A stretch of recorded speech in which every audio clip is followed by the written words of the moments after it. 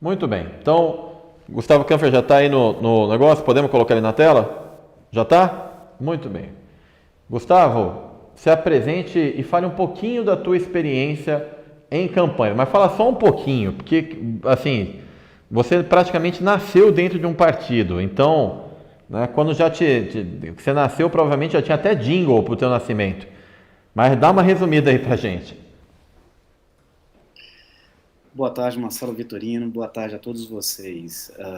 Resumidamente, eu sou advogado eleitoral, atuo em campanhas eleitorais desde 1998. Eu trabalhei nas eleições presidenciais de 98 até 2018 como advogado, desde 2004 também, em eleições, prefeitos, governadores, senador, deputado, enfim, como bem disse o Marcelo, nascido e criado na, no direito eleitoral. Pude acompanhar a evolução, desde quando surge a internet, quando a internet tem influência nas eleições, desde quando a Justiça Eleitoral colocou o registro, né, o endereço, a URL tinha que ter .com.br, não admitia redes sociais, Twitter, e ela foi evoluindo até permitir o impulsionamento no Facebook. Tenho essa passagem, acho que tive a sorte e o privilégio de ter perpassado por todos esses movimentos da Justiça Eleitoral e ter vivenciado algumas situações bem interessantes. Muito bem, Gustavo. Temos aqui cerca de pouco mais de 700 pessoas agora assistindo ao vivo. Então, quero pedir a gentileza, porque agora é uma hora que vai salvar candidaturas da cassação. Então, peço a gentileza, compartilhe nos seus grupos de candidatos, compartilhe nos seus grupos de profissionais, porque essa promete ser a eleição mais judicializada de toda a história. A gente já tem candidato agora sendo multado, ou seja, eu não vi esse cenário na pré-campanha de 2018, do jeito que está sendo hoje, eu nunca vi. Então, daqui para frente a gente vai falar daquilo que pode tirar o mandato de alguém. Então, se você está assistindo, você está num partido, compartilhe agora com seus colegas, ok? Doutor Gustavo Kanfer, eu tenho um primeiro questionamento, porque muita gente está fazendo convenção. E agora tem esse negócio de convenção virtual, mista. A gente já fez até uma live sobre isso, acho que aqui no canal. Então eu não vou nem falar sobre isso, porque quem tiver curiosidade, aqui no meu canal mesmo tem uma live que fala totalmente sobre esse tema. Mas a pergunta que as pessoas estão me fazendo todos os dias é se elas podem transmitir a convenção. Porque a convenção é um ato intrapartidário, certo? Correto, correto, Marcelo O que Vitorino. que eu posso transmitir então? Vamos lá, Marcelo Vitorino, a convenção ela é um ato destinado aos filiados e aos convencionais do partido. Na verdade, é o momento em que o partido vai escolher o candidato a prefeito, vice-prefeito, vai celebrar a coligação e vai escolher os seus candidatos a vereador. A partir do momento em que você abre isso para um público externo que não é filiado, mas é simpatizante que seja, ou só por curiosidade está ali assistindo, o que acontece? No momento de convenção, que é uma festa, em que aquele candidato escolhido ele apresenta propostas e ele pede até para que os filiados, né, o ajudem a conquistar aquele posto, ele faz isso de forma deliberada, para todos. Ou seja, basicamente, aquilo que ele não poderia sair falando em público, mas que ele poderia falar naquele ambiente restrito, vaza. Então, esse é o cuidado.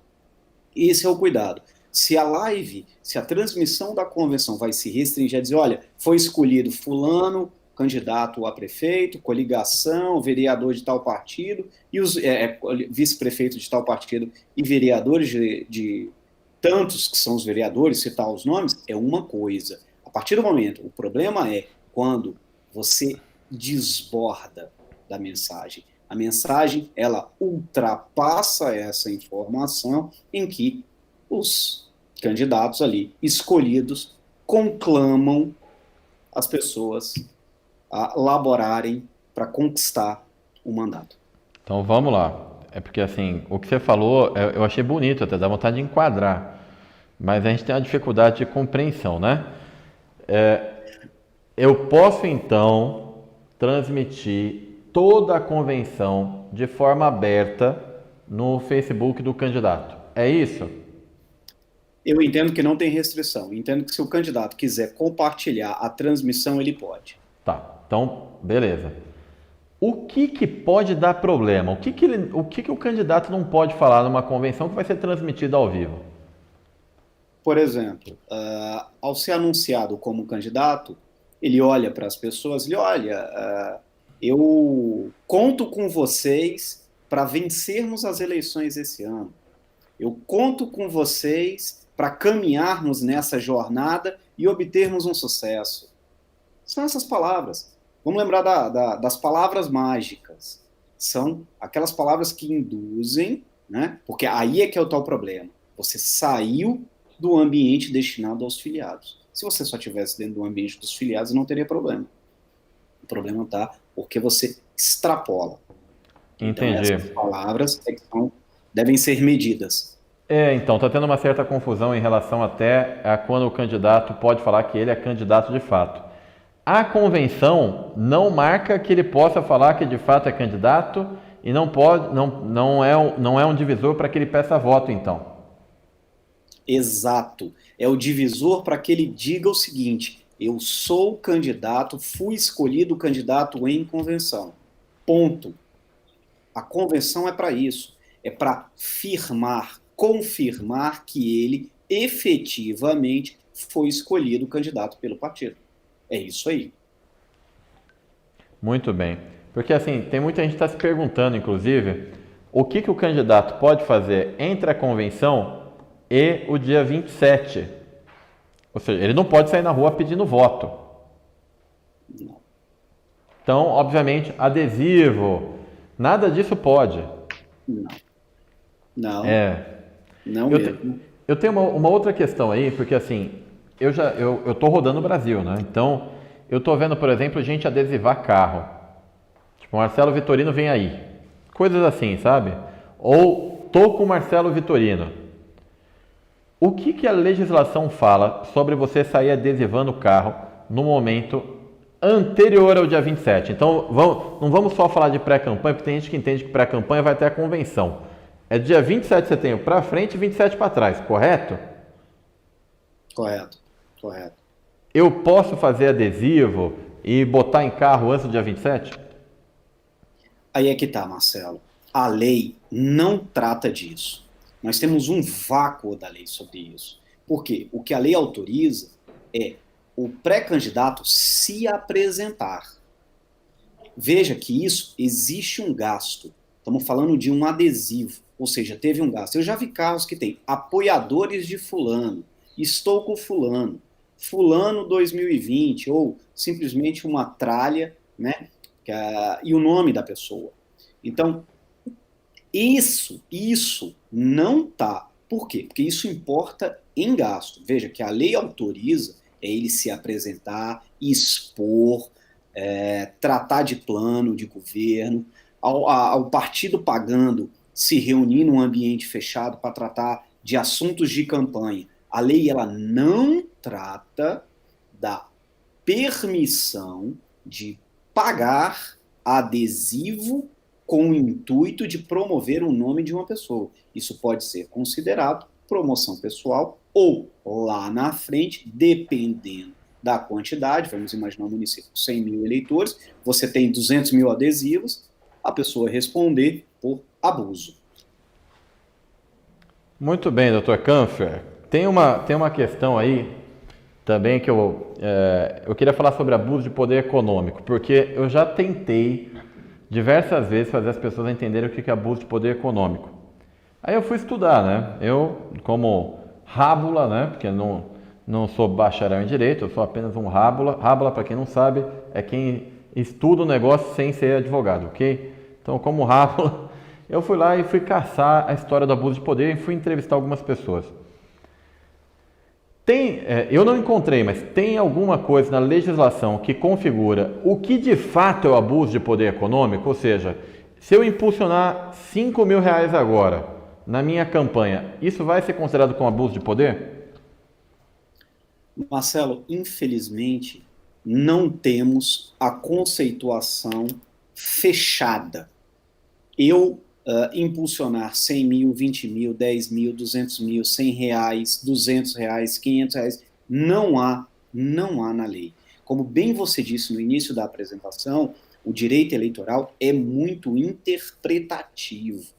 Ele é muito interpretativo. Então, vai se analisar o abuso de acordo com a potencialidade daquilo influenciar no pleito. E, mais, você ver que aquele candidato, em um momento que antecede a eleição, ele gastou muito mais do que no período da eleição. Ou que, somados os dois, extrapola muito um limite razoável de gastos. E mais, você desequilibra a igualdade de oportunidades. Você tem candidatos que fazem, mas isso desequilibra. Eu vi um outro dia, Canfer, eu conversando com o ministro do TSE, né? Aí eu falei para ele, poxa, mas como é que você vê essa história de abuso? Não dá pra gente colocar, sei lá, 10% do teto na pré-campanha abuso. Aí ele me explicou uma coisa, que ele falou assim, olha, sabe qual é o problema? Vamos supor que você está disputando uma eleição para vereança e você teve 5 mil votos, quem ficou abaixo de você teve 4 mil votos.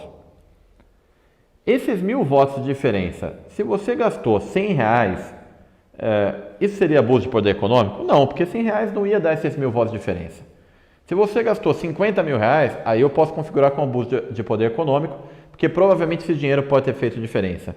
Então, o que o ministro me falou foi isso. Ele falou, olha, a gente tem que configurar não só o dinheiro, mas se o dinheiro ou a coisa que foi feita fez com que aquela eleição, que foi uma eleição apertada, fosse vencida. Então, se você venceu por uma diferença muito grande, aquilo não vai ser considerado abuso de poder econômico, porque não seria aquilo, né? Mas se você venceu por, sei lá, 1%, aí você se lascou. Aí vai dar abuso de poder econômico. Você concorda com essa tese? Veja, tem um ponto aí que eu falei um pouco, né? Que é o desequilíbrio. É o desequilibrar. Eu discordo desse ponto por uma premissa. Digamos que a política no município seja acirrada e que aquele município, na grande maioria das eleições, ele oscila entre duas forças políticas, e que o eleitorado ali realmente está acirrado. Somente a diferença pequena se daria somente pelo abuso? Eu discordo. Já vi eleições em que é acirrada e que isso não teve impacto. Então, assim, nesse ponto eu discordo. E só para, se você me permite, claro, eu lembrei de um fato. Se eu não me engano, na eleição de 2006, a primeira vez acho que estava proibido a distribuição de brinde, bottom, tudo mais. Cristóvão Buarque foi candidato a presidente da República. Ele começou a campanha em Brasília, Distrito Federal. E uma das primeiras ações dele foi adesivo de lapela, que era chamado de bottom. Ele distribuiu. Um juiz eleitoral de Brasília aplicou uma multa nele, porque considerou aquilo brinde. Distribuição de brinde. Teve busca e apreensão. O assunto terminou no TSE e o TSE considerou que um adesivo de lapela não representa bem ou vantagem ao eleitor. Então, só para mostrar como é muito interpretativo. Eu quero falar muito sobre isso, porque assim, daqui a pouco, pessoal, a gente vai falar da consulta que eu fiz lá no TSE sobre impulsionamento. Mas antes, hoje eu estou muito João Kleber. Segura! Ainda não é a hora, vocês não vão acreditar. Mas antes, Canfer, eu quero falar sobre uma questão importante que eu não falei com a Natália sobre impulsionamento, que eu deixei para você. Que é o seguinte, em 2018, muitos candidatos fizeram impulsionamento e deixaram dinheiro na conta.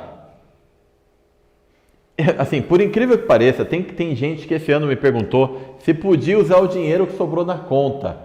A gente já estourou aqui os nossos 20 minutos, tá, Canfer? Tô só te avisando. Mas eu preciso falar sobre isso, porque o que acontece quando sobra dinheiro na conta de impulsionamento? Por favor, esclareça aos nossos espectadores.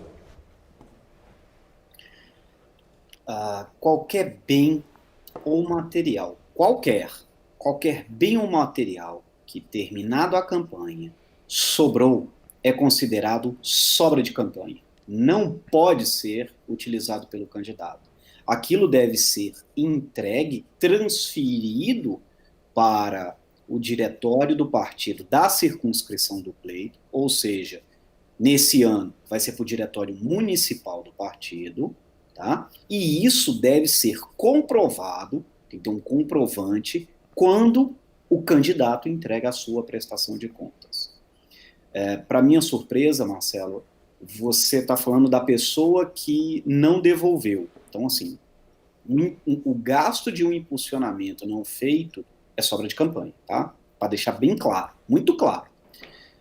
Você me dizer isso que o candidato fez, eu até entendo.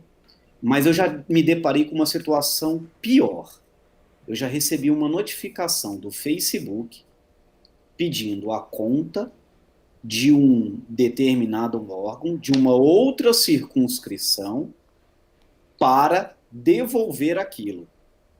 Ou seja, nem o Facebook sabia o que era circunscrição eleitoral. Ele simplesmente queria devolver para o nacional uma sobra de campanha de um determinado candidato a deputado. Ou seja, temos aqui uma situação de até mesmo dificuldade de lidar com a lei eleitoral, a resolução do TSE, até pelo prestador do serviço. E veja que não é de difícil compreensão. Sobra de campanha, circunscrição do pleito.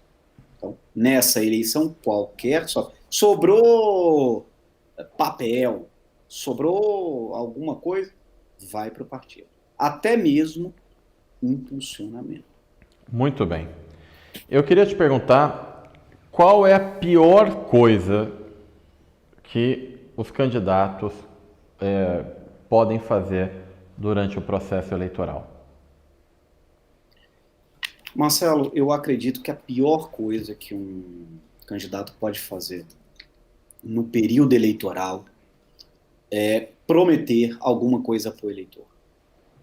Não precisa ser algo material, pode ser imaterial, como um cargo, como uma ajuda, um auxílio. A pior coisa que pode fazer isso. A segunda pior coisa é ele ter desatenção com aquilo que ele presta contas, que é informar 72 horas depois do ingresso de recursos na conta bancária, ele tem 72 horas para declarar, não declarar parcial quando tiver a data de envio para o TSE, a parcial da prestação de contas, desde o início da campanha. E a terceira pior coisa, eu me deparei tem 2 dias. Eu tenho um perfil no Instagram, um perfil profissional, em que eu posto algumas coisas que eu entendo por relevante, e comecei a me deparar com publicidade de gente já vendendo, empresas ou pessoas vendendo já o kit do candidato. Faça aqui, contrate já, custa tanto.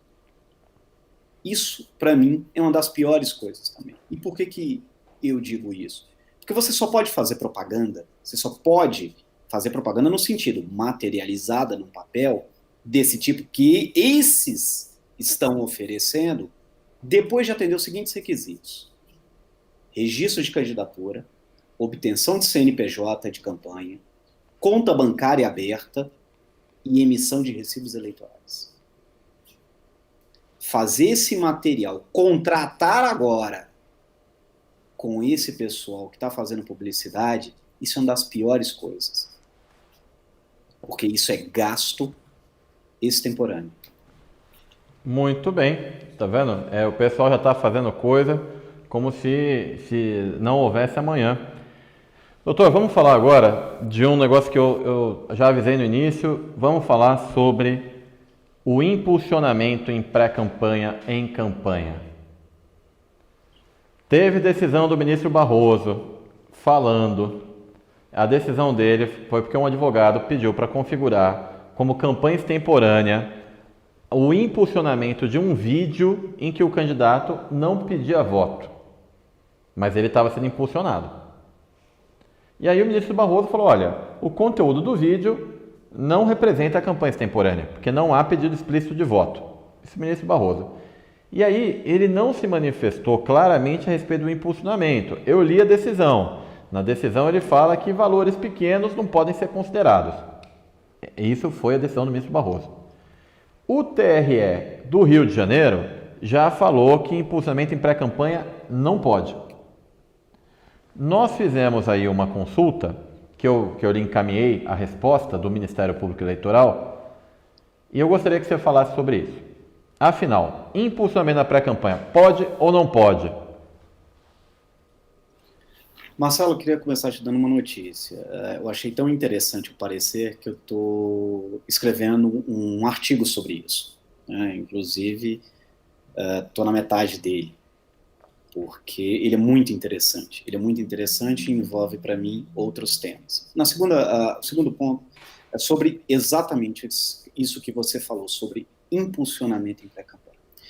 Temos não apenas essa, Marcelo, mas eu lembro de uma live sua com o chefe da Assessoria Especial de Prestação de Contas da Justiça Eleitoral, falando exatamente sobre esse tema. Impulsionamento em pré-campanha.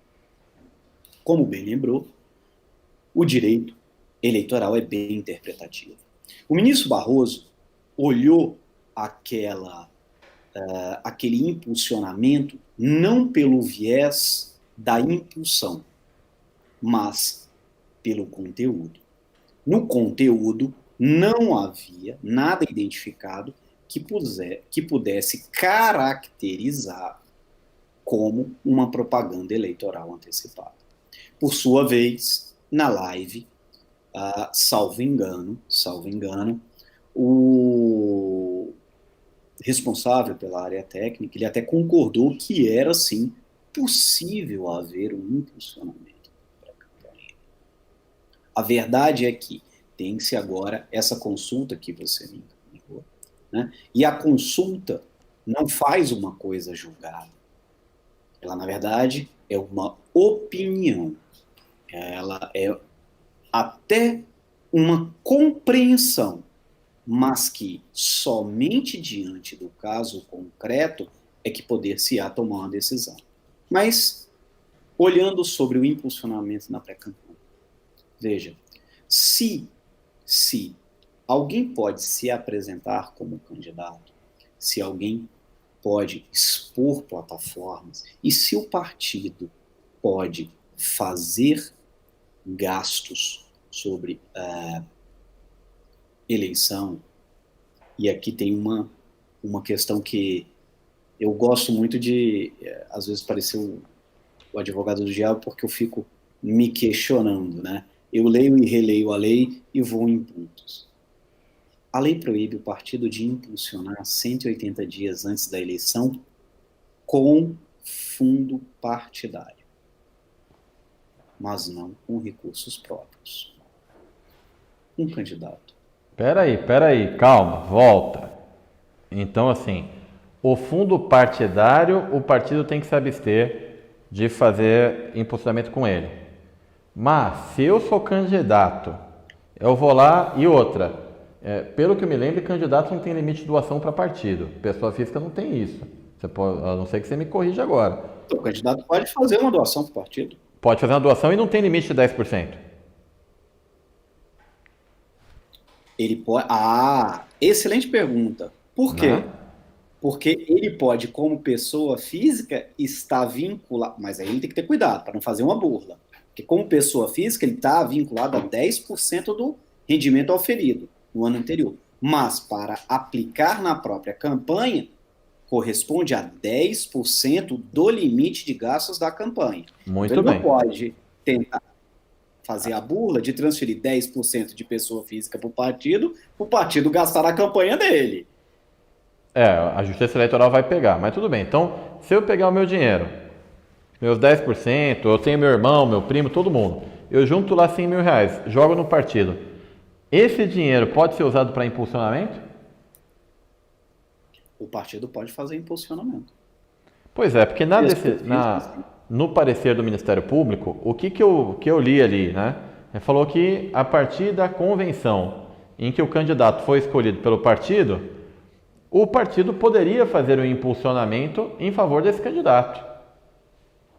Eu discordo do Ministério Público, justamente porque se o partido pode fazer a qualquer tempo, a restrição é não utilizar o fundo 180 dias antes da eleição, por que eu tenho que restringir com recurso de doação de pessoa física? Não, tudo bem, mas assim, eu estou olhando só pelo lado do candidato, que é quem está assistindo agora.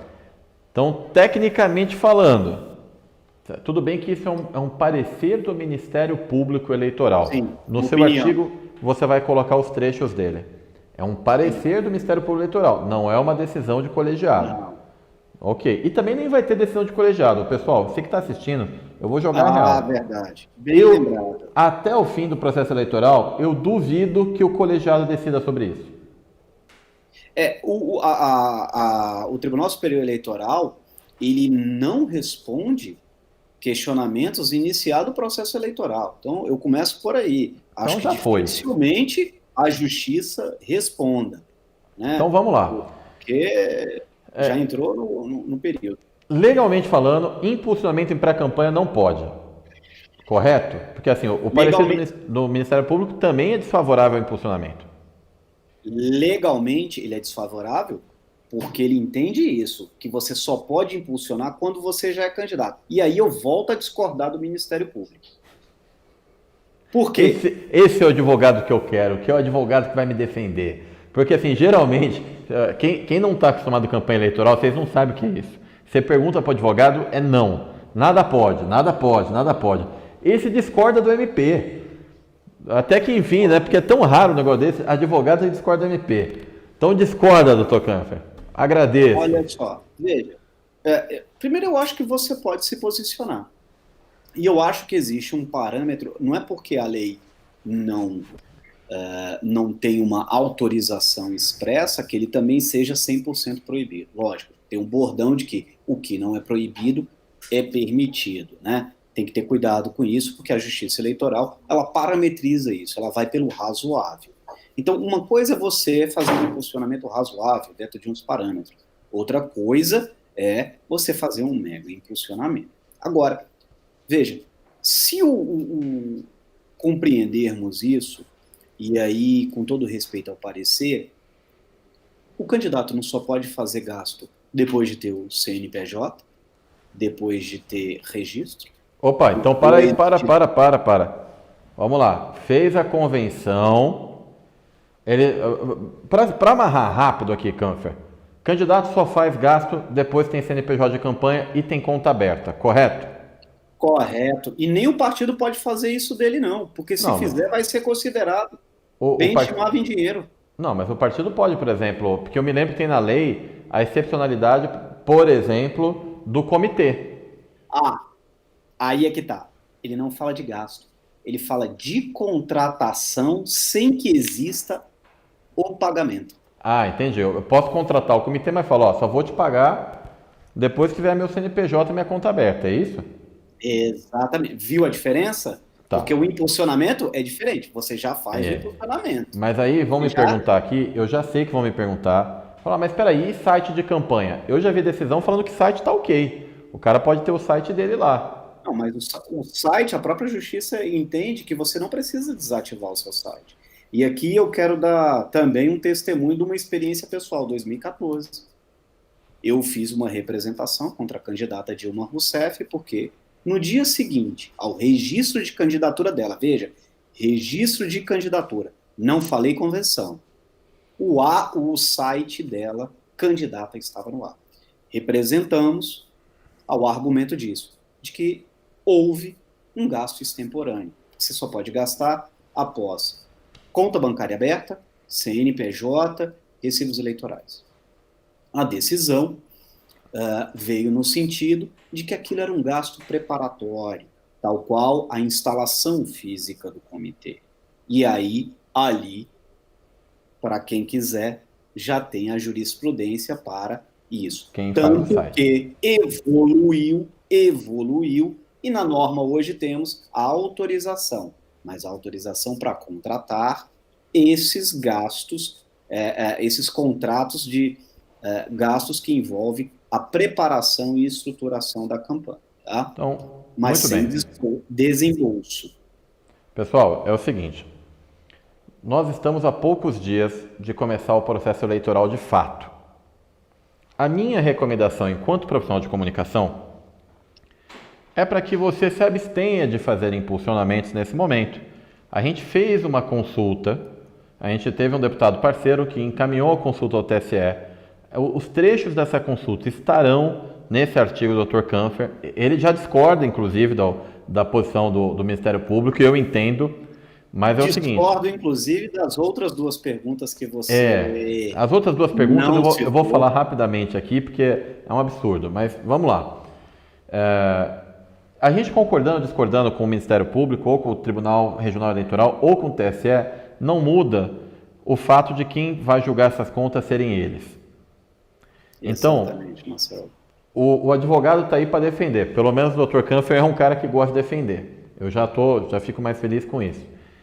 Mas eu, enquanto profissional, eu sou obrigado a desaconselhar qualquer impulsionamento feito durante a pré-campanha. Principalmente se você for um candidato à vereança. Seu teto é mais baixo, você tomar uma multa de R$5.000, de R$10.000, de R$20.000, pode fazer muita diferença na tua campanha. Então, estou desaconselhando, e tem esse relatório, esse posicionamento do Ministério Público Eleitoral, que é o Ministério Público Federal, falando que não se deve. A explicação dele foi simples, ele só falou, ó, amigão, gasto de campanha só com CNPJ e conta. Eu entendo isso, tá tudo bem, eu não vou discutir isso hoje não. Isso daí acontece porque a lei tem buraco. Se a lei não tivesse buraco, não estava o judiciário tendo que legislar. Mas doutor, aí tem mais uma coisa, quanto tempo leva? Tá lá você fez a convenção. Da convenção até você ter o registro da candidatura e ter a conta, quanto tempo esse negócio leva? Ele só vai conseguir ter a conta depois que ele fizer o registro, o pedido de registro de candidatura, e a Justiça Eleitoral processar, e, num convênio que a Justiça Eleitoral tem com a Receita Federal, emitir o CNPJ. Pela lei, diz que vai entregar em até 3 dias. E se demorar? Bom, e aí? Se demorar, demorou, né? Aí o cara não tem muito o que fazer. Mas só uma questão aí para o pessoal não ficar curioso. As outras duas perguntas, eu fiz algumas perguntas nessa mesma consulta. A primeira pergunta foi relacionada a crowdfunding, então a arrecadação. Por quê? Nos Estados Unidos, o princípio do crowdfunding, da vaquinha, é assim, a pessoa doa R$50 e você manda para ela como recompensa pelos R$50 uma caneca como essa aqui, que obviamente é uma caneca mais barata. Então, aí eu perguntei, falou, olha, a gente pode mandar um prêmio para quem doar? A resposta foi não. Fiz mais uma pergunta, eu posso sortear um prêmio, mesmo sem valor econômico, para quem fizer doações? E isso é importantíssimo. Isso é importante para você que vai fazer mobilização. A resposta foi não. E preciso te falar por que ele é importante. Vamos supor que eu fizesse o seguinte, pessoal, vamos doar para minha campanha R$10 e quem doar para minha campanha, eu vou sortear um café da manhã comigo. Eu vou sortear um dia andando comigo na campanha. Ou seja, não tem valor econômico, mas é você estar junto com o candidato. E a resposta foi não. Então, assim, a resposta das minhas 3 perguntas era se pode impulsionar na pré-campanha, foi não. A resposta do posso sortear um brinde para quem doar, foi não também. E se eu posso recompensar quem doar, também foi não. Eu não preciso nem perguntar para o Gustavo Kampfer o que ele achou, porque eu já sei. Ele também discorda das 3, como eu também discordo das 3. Mas é o posicionamento do Ministério Público Eleitoral. E, infelizmente, eu acho que isso não vai mudar para essa campanha. Dr. Gustavo Kampfer, quer dar as suas recomendações finais aí para o nosso público, que depois a gente vai para o encerramento já. Então dá só um minuto para as suas recomendações finais. Bem, a todos vocês, em primeiro lugar, boa tarde, novamente, e agradecer a paciência conosco. Vocês que permaneceram ativos até agora, eu sou o último a falar, realmente, muito obrigado mesmo. Agradeço as pessoas que falaram antes de mim, que tenho certeza, que fizeram explanações excelentes e valiosas para a campanha de vocês. Tomem cuidado, não cedam a algumas tentações de campanha antecipada, de facilitação de um produto, ou um arquivo, ou uma listinha de e-mail, de WhatsApp. Cuidado com isso. Outra coisa, arranje uma pessoa, pega a pessoa mais organizada que você conhece e coloque junto com a contabilidade.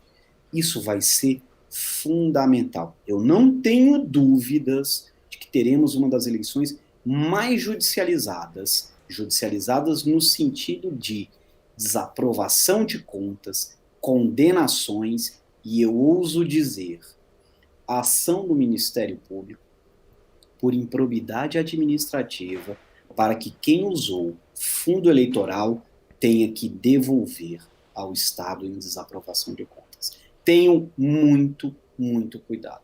Muito cuidado mesmo. Muito obrigado aí por dedicar seu tempo, doutor Gustavo Campos, que eu sei que também, do mesmo jeito que eu estou correndo para todo lado, você também deve estar quase ficando doido com esse início de campanha. A gente se vê em breve. A gente se vê, Marcelo. Obrigado pela oportunidade. Vamos lá, pessoal. Antes de encerrar, eu tenho algumas coisas para falar. A primeira delas é que a gente, na presença online, resolvemos fazer um curso com o Dr. Gustavo Kampfer só de legislação eleitoral. Põe aí o endereço na tela para o pessoal saber.